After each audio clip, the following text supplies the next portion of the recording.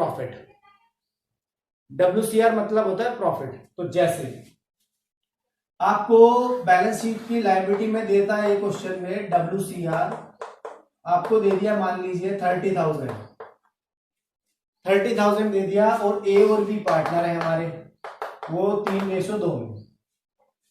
3 या 4-5 केस बनते हैं इस पे, और 4 और 5 केस को हम बहुत अच्छे से समझेंगे इसमें। तो देखिए भाई, सबसे पहले क्वेश्चन में इस पे रिगार्डिंग कोई इंफॉर्मेशन नहीं दे रखी, नो इंफॉर्मेशन, यानी कि फर्स्ट केस में नो इंफॉर्मेशन है,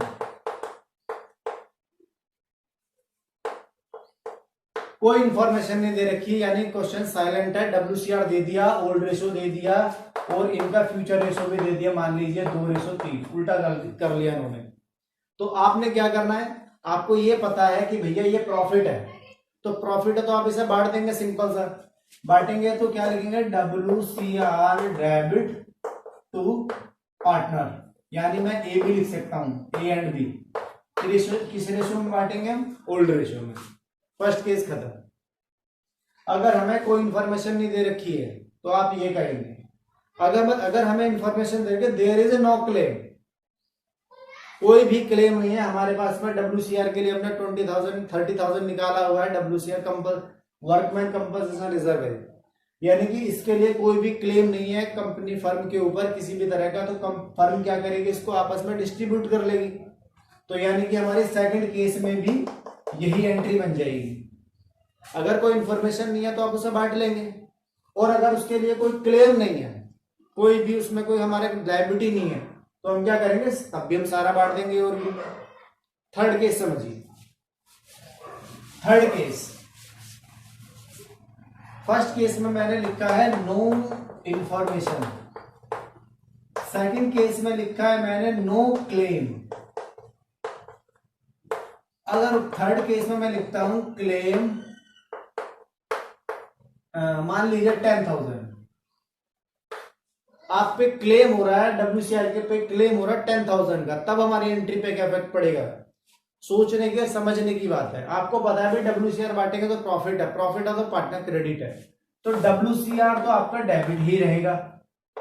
और भैया जितना भी आपने क्लेम करना है, provision for WC workman compensation claim लिखते हैं इसको हम, यहाँ पे लिखे जितना भी आपके पास में रिजर्व है, जितना भी आपके पास में WCR की अमाउंट है 30, इसमें लिखिए जितना आपका क्लेम हो रहा है 10,000, और यहाँ पर क्या करेंगे, ए और बी में डिस्ट्रीब्यूट कर देंगे। कितना डिस्ट्रीब्यूट करेंगे, 20,000।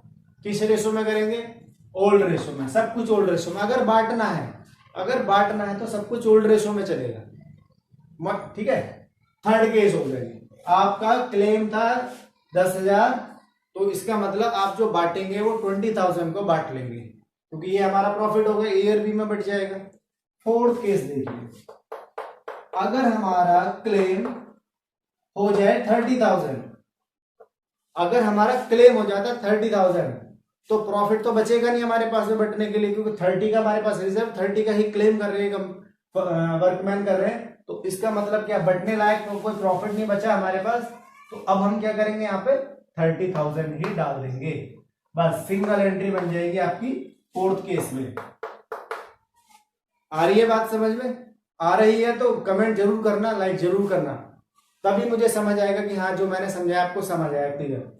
चलिए नेक्स्ट पॉइंट, अगर मान लीजिए इंपॉर्टेंट क्लेम, मान लीजिए आपका क्लेम हो गया जी 50,000, आपके पास रिजर्व है 30,000 का, और अब क्लेम हो गया यहाँ पे 50,000, मतलब आपको 20,000 का लॉस हो रहा है सीधा सीधा।